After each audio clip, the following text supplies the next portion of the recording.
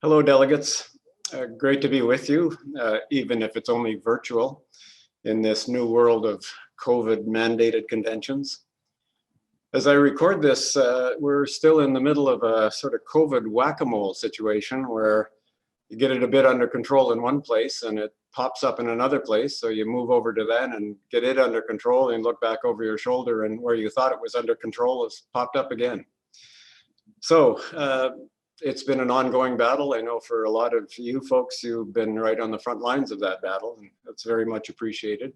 And we've got a lot of vaccines now in the field, a lot more on the way. So one hopes that relief is in sight. And you know, it's been tough for us in Canada, but just one has to think of how much worse it is for poorer countries where the vaccinations have barely started. So we need to be sure that we don't just look after ourselves, don't we? As this pandemic keeps on unfolding, we've got to make sure that we're there for other countries of the world as well. I want to take this opportunity to thank your leaders. Your leaders, man, they're not just strong leaders there in BC, but on the national stage, they play a really strong role. Stephanie and Paul and Carrie, they're very positive and helpful people on the National Executive Board, and we really rely on them all the time to be not just there, not just at the meetings, but making a real contribution. And I'm so grateful to them for all of the work they do there. And of course, Stephanie joins me on the Canadian Council of the Canadian Labour Congress. And I confess I really lean heavily on her there for her advice and her support.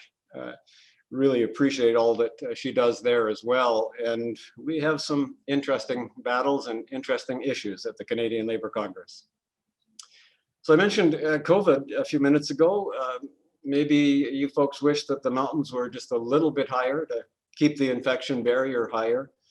But there's another kind of infection that you must be glad that you're not facing right now, and that's the terrible political ideas that are playing out across the country.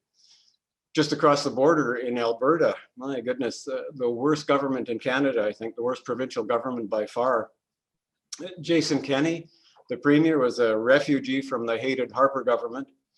And the Alberta government right now is attacking unions, attacking education, attacking healthcare, privatizing everything that they can. They've tabled wage takeaways at the bargaining table. It's really a very strangely bad government. And the only good news out of Alberta is, first of all, I guess there's two good news. One is the labor movement is being very strong in their fight back. But secondly, Jason Kenney is so low in the polls that he can barely see daylight. And if there was an election now, he would lose, and it looks good on him. And of course, we've got Manitoba, a close second in the contest for the worst government in the country. Privatization after privatization, bad labor law changes, restructuring the health out of healthcare.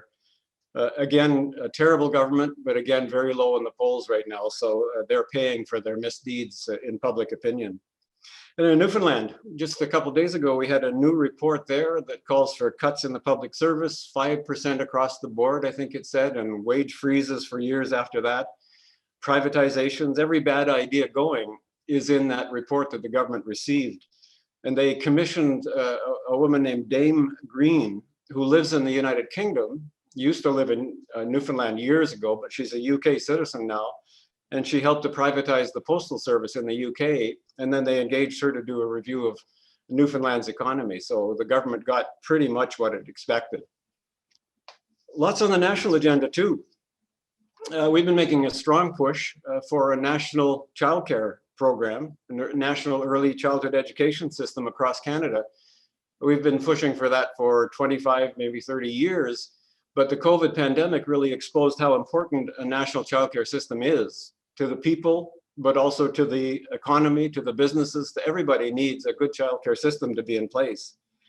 And we've made some huge progress. The federal budget moved a long way forward on a national childcare system. They want to get to a $10 a day childcare system across the country. But now we're going to have to deal with province by province fights because the federal government didn't say, here is the absolute standard that you have to meet in terms of delivering that program. And so there'll be province by province negotiations, and we're dealing with some governments who don't really have an interest in childcare. So we don't have the national program, we don't have the national standards that we fought for. but we will still work to get there. And the goal is, of course, a universal, not-for-profit, publicly delivered, high-quality childcare system right across this country. It is so badly needed, and we have come so much closer, but there's still more work to do. And I really thank Stephanie again, because she chaired the special committee that we set up on childcare, did a wonderful job, and was really instrumental in making that push for the final finish line on this long, long battle. Also, we fought hard and we're fighting hard for a national response to the crisis in long-term care. COVID showed us the total failure, the total negligence of the for-profit system that we have in Canada, where we're in so many places we're warehousing the elderly for profit. Long-term care, we've argued, should be under the Canada Health Act. It should be part of Medicare, and we should have it as a, of course, not-for-profit system. There's been so many needless deaths and so much abuse of residents in long-term care homes where the profit margin took over everything else. It was a terrible situation in Ontario. Many more deaths than could be reasonably justified. It was just a terrible situation. And the Ontario government set up a commission chaired by a judge out of, I think, the Superior Court. And that commission came down to the same conclusion that we have, that the for-profit system in long-term care has to be gotten rid of. There is no place, they said, in long-term care for the profit margin, which is exactly what we've been fighting for. And on that end, the federal budget just recently was not very good. It was a big disappointment, in fact, because they did not move us any closer to a national system where long-term care is under the Canada Health Act. But we did make some minor progress there, and we're not going to give up that fight. That crucial battle will continue. And just while we're talking about COVID and healthcare, there's an interesting growth now of this thing called telehealth in the healthcare system. And we've noticed that there's been huge corporate investments in this thing called telehealth. And we started to wonder, where does these corporations that are investing so much money, where do they see their profit? Are they going to allow their clients to jump the queue for doctors? Are they going to be selling their data that they collect from their patients to the pharmaceutical companies? Are they going to have a captive market for their drugs? We're not sure, but we're keeping a close eye on that. We're going to peel back the layers of that particular onion and make sure that we don't lose the principles of Medicare through the back door under this thing called telehealth. Look, COVID really has exposed our failures and our weaknesses in the current system. And after 25 years of austerity, after tax cuts for the corporations and the wealthy, we've seen service cuts, we've seen program cuts, we've seen squeezing every part of the public sector, including the healthcare sector.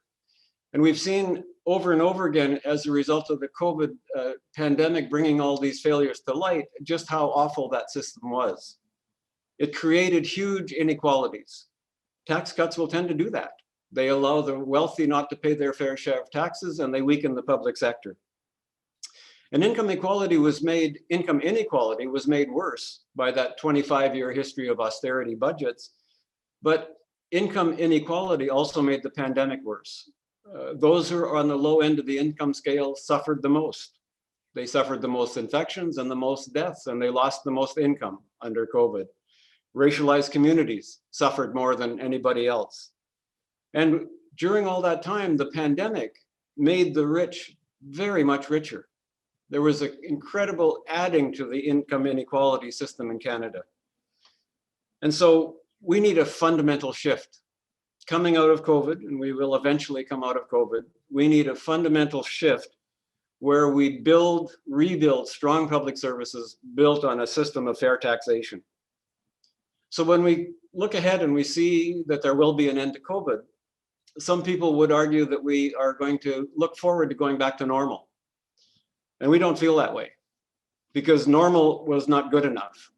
Normal was not working for too many people. So what we want to do is build a new normal, where fairness and equity and a people-centered economy are really at the base of what Canada does. Is that a challenge? Of course it is. But when has the labor movement ever shied away from a challenge? We won't. And we're looking forward to working with you as we continue to fight the good fight for a better and stronger and fairer Canada. Thanks for listening.